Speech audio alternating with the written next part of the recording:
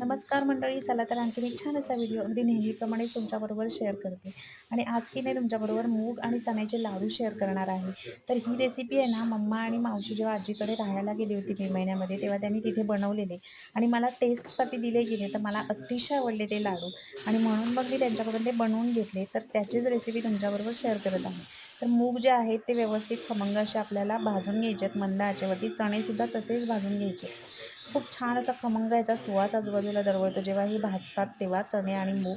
तर मंद आचेवरतीच दोन्हीही भाजून घ्यायचे आणि त्याच्यानंतर मिक्सरमधून फिरवून घ्यायचे. अगदी रफ एक दोनदा असे बंद चालू करून ते फिरवून घ्यायचे.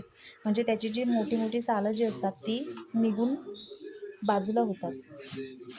तर इथे ती सालं आहे ती पाखडून घेतलेली आहेत आणि बाजूला करून घेतलेली आहेत. अगदी सगळीच सालं काढून घ्यायची काही गरज नाही.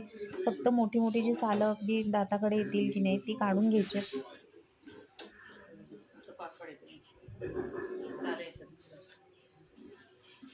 तर चणेसुद्धा मी असे लावून घेतलेले आहेत मिक्सरला आणि ते सुद्धा पाकडून त्याची सालं बाजूला करून घेतलेली आहेत. इथे गूळ जे आहे तो फोडून घेतलेला आहे.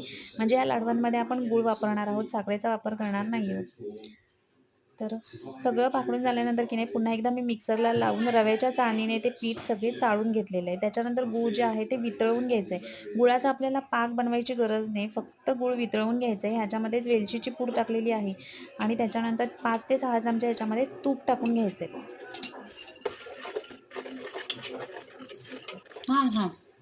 सगळं वितळवून झाल्यानंतर त्याच्यामध्ये ड्रायफ्रूटचं मी मिक्सरला ड्रायफ्रूटची पण पूड करून घेतली होती. म्हणजे थोडंसं असं रवाळ वाटून घेतलं होतं. त्याच्यानंतर त्याच्यामध्येच मूग आणि चण्याचं जे पीठ आहे ते सुद्धा टाकून घ्यायचं आणि सगळं जे मिश्रण आहे ते एकसारखं करून घ्यायचं. आणि हो, याच्यामध्ये मी थोडेसे शेंगदाणेसुद्धा कुटून टाकले होते.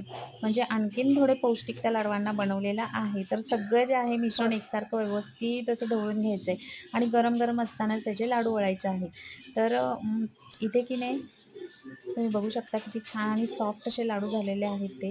तर मम्माचे 3 लाडू वळून झाले तरी माझा 1 लाडू वळून होत नव्हता. तर खूप छान आणि पौष्टिक अशी लाडवांची रेसिपी आहे आणि मुलांचा टिफिन मी तुमच्याबरोबर शेअर करते तेव्हा त्याच्यामध्ये 1 कप्पा ड्रायफ्रूटचा असतो.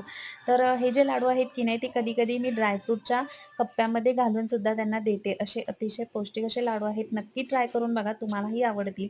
आणि याचं टेक्स्चर जे आहे ते रवाळ ठेवलेलं आहे मी. तुम्हाला हवं असेल तर त्याचं पीठसुद्धा तुम्ही करू शकता. तर आजची रेसिपी कशी वाटली नक्की कमेंट करून सांगा आणि व्हिडिओ आवडला असेल तर लाईक, शेअर अँड सबस्क्राईब.